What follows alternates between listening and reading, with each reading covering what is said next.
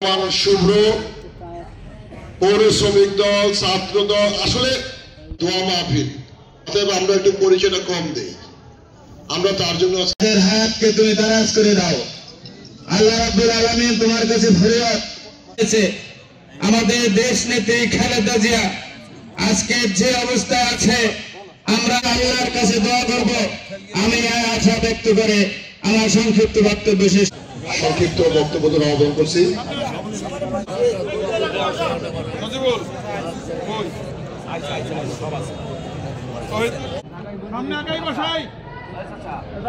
বিসমিল্লাহির রহমানির রহিম। আপনারা এবার যায় সংক্ষিপ্ত বক্তব্য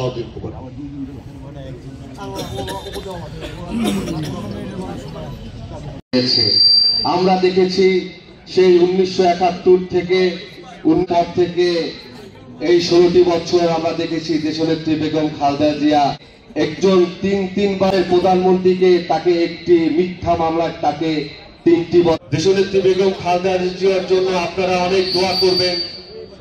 দেশনেত্রী বেগম খালেদা জিয়া জন্য আমাদের মা, আমাদের নেত্রী, আমাদের অভিভাবক, সারা বিশ্বের মা নামে যিনি আজকে উপাধি পেয়েছেন, সেই মায়ের জন্য আমরা দোয়া করব ইনশাআল্লাহ।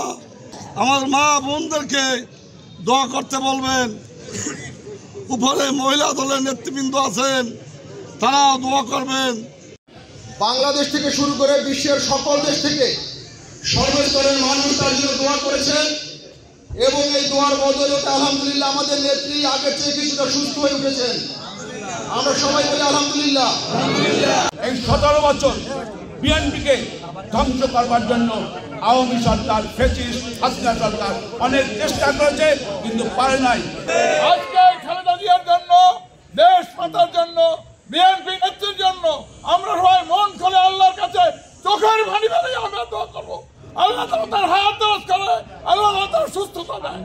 আল্লাহ যেন তাকে পরিপূর্ণ সুস্থ করে এই দেশের স্বার্থে, এই দেশের মানুষের স্বার্থে, এই দলের কোটি কোটি সন্তানের মুখের দিকে তাকিয়ে তিনি যেন আমাদের মাকে সম্পূর্ণ সুস্থ করে আবার আমাদের মাঝে ফিরিয়ে দেন। নির্যাতিত মানুষের প্রতি হচ্ছে দেশমাতা বেগম খালেদা জিয়া।